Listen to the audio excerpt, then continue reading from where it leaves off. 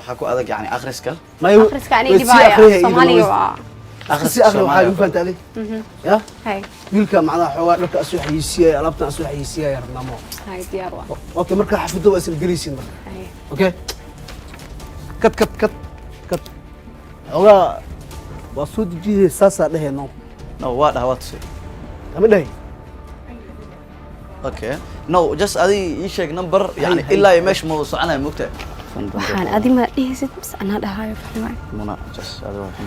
adi ma dhahaysid ad ma dhahay maxaa waad qof weyn aad tahay shaqada macnaha u soo baxday maxaa wasan yaa boo macleesh wax yar la isug adan dahiyo barka ما سوق أبتي سوق فلوس كده ما abu adi taada qabsano brad فلوس كده aw shaqasano شغل متعال ساعة hada ta wax kama gelin macnaha ma fatali ya من الشرف